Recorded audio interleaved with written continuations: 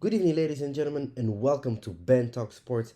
I'm your host, Ben, and today we're talking about UFC 280, Charles Oliveira versus Islam Makhachev. So let's get to business. First things first, Abubakar Nurmagomedov versus Gadzi Omargadiev. This fight went to a decision.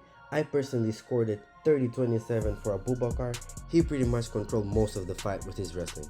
Gadzi had some success in the first round, but nothing much came from it. I believe he lost that round as well. Another significant moment of the fight was an illegal knee that could have resulted in a point deduction, but Abubakar got off with a warning and it didn't impact the fight any further. Moving on to Belal Muhammad versus Sean Brady. This was a great fight. As soon as the bell rung, Belal went after it, took control over the center of the octagon, throwing combinations a little different from his typical wrestling approach. The striking was very even during this round, but I have to give a slight advantage to Brady.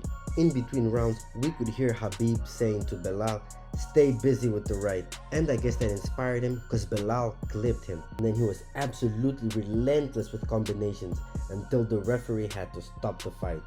Possibly a bit early, however, no guarantee that Brady would have survived the onslaught by Muhammad for another 20 plus seconds. Up next, Beneil Dariush versus Mateusz Gamrot. This fight went straight to the ground with a massive scramble.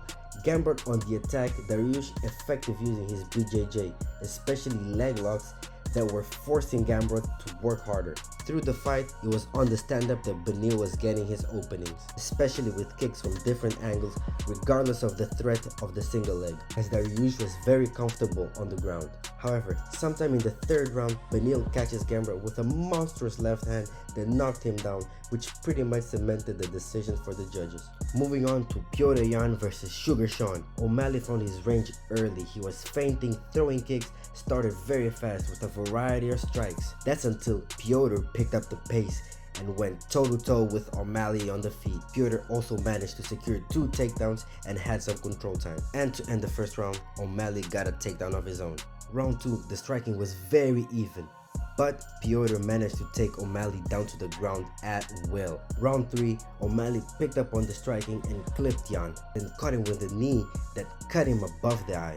But Yan was right there and caught him back with a shot of his own. But the story continued. Petr took him down to the ground, controlled him, and ended the fight on top, which led to a very controversial decision in favor of O'Malley. Now, I personally scored it 29-28 for Petr Yan, but I guess the criteria the judges are given just don't favor those takedowns. Moving on to the co-main event of the evening, Aljamain Sterling versus TJ Dillashaw. Listen, this fight was all Aljo. He got TJ to the ground and kept him there. Round 2 did the same thing, and the referee, who knew about TJ's shoulder injury, stopped the fight. That's it.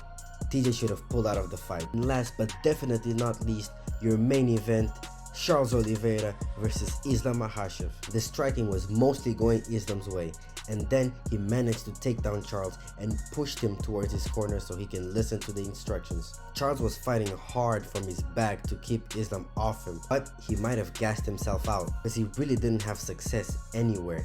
And round 2 began. Islam caught Charles, jumped on him, and finished him with an arm triangle. And there you go. Islam Makhachev is your new UFC lightweight champion of the world. Well everyone, that will be it for this video. Thank you very much for watching. Don't forget to like and subscribe. Bye bye.